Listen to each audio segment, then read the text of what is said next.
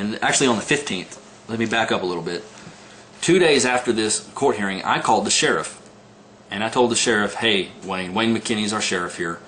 Hey, Wayne, I told you I'd be open and honest with you. You know, I don't want you thinking I'm a threat or anything around here. Here's the deal. There is possibly an emergency protective order that's going to come down, and they're going to ask you to come and steal my child. When they do, I ask, all that you do is give me a call. Let me know that you're coming and we'll work something out. But I guarantee you, you do not want to come here and take my child, because I will defend my family. He says, well, you know, there's nothing come down. We haven't heard any orders, but, you know, thank you for keeping an open line of communication. How are you doing? We talked for a while, and that was it. Now, moving forward to the 18th, my sister came down, got her daughter, and we didn't tell anybody that her daughter was going to Tennessee, because we wanted them to think that she was here so that we could legally fight them and they wouldn't go behind our back and steal her and kidnap her somewhere else. So my sister got her on the 18th.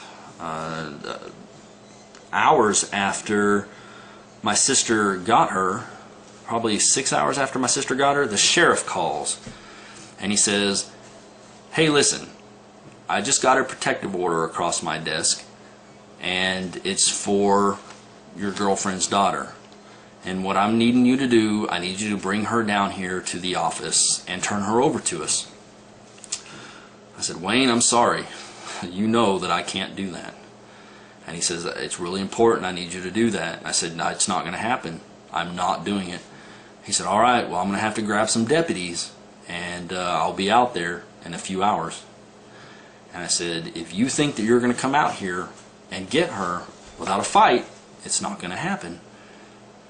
He said, well, I'm going to be out there in a few hours with a few deputies, and we're going to get her. And I said, all right, Wayne, I will meet you on the battlefield. And he says, whoa, what are you talking about? You're going to meet me on the battlefield?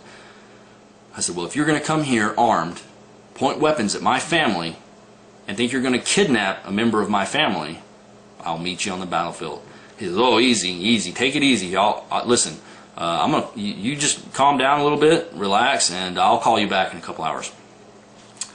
So he calls me back, I want to say an hour or two after that, and he's on his cell phone now, not a recorded line.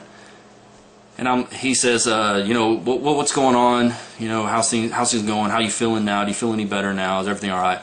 I said, no, it's not all right. You know, you're going to come out here and break up my family and assault me. And no, I'm not okay with that at all. And he says, okay, well, listen, there's not a protective order. There's no protective order. You know, I've just heard rumor around the office that there might be. So, you know, just relax. Nobody's coming out there. No big deal. Okay. It was very suspicious to me, but okay. So I kind of stand down and relax a little bit.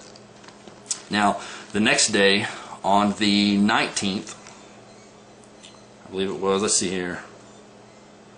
Yeah, oh, and that day I made the call to different groups around the United States, and they were starting to move in. And after I got the call that there wasn't a protective order, we kind of stood down on that. Now the 19th. This is when things get real interesting. Let's see. Okay, I think I have time to tell about a little bit of this.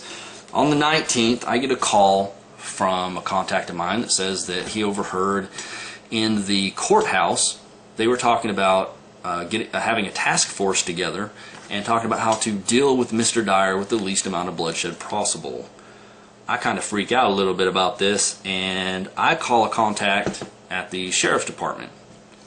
Now, this person at the sheriff's department is a deputy down there, and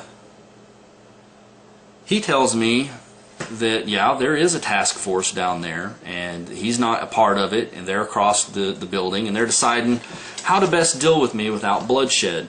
He says he wants me to just turn myself in, and that they don't want to. He mentioned Ruby Ridge and Waco. He don't want to turn this into another Ruby Ridge, and he's a Marine, and if he comes out here, we're going to have to fight each other. He says that this is all a bunch of political bullshit, but in the end, he and I are going to be the ones killing each other, and that he doesn't want that, and he mentions Ruby Ridge. And so I'm like, wow. I get off the phone with him. There's no warrants for my arrest. I don't know what's going on. I skip town.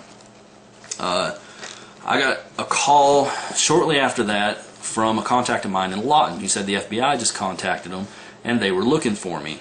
And then I got a call from a contact of mine in Tulsa, and the State Trooper Terrorist Task Force Division was looking for me. And they asked him how they could deal with me best with the least amount of bloodshed possible. He told them, leave him alone. So the 19th, we take off. I actually went to my contact in Lawton. I figured that the FBI was over there. They're not going to be looking for me there. So we stayed in Lawton, and that was the 19th. We stayed there the 20th. Now I can't remember if it was the 20th or the 21st. For the sake of this, I'm going to say it was the afternoon of the 20th. All 19th, I'm calling the FBI, asking what's going on. I'm calling the deputies, finding out what's going on. You know, I don't want somebody coming over, killing me and my girlfriend, so we're out. I'm not trying to be on the run. I'm on the phone with them all day these days. I will end this here and come back. Still, this gets kind of interesting, and we'll be back in the next video.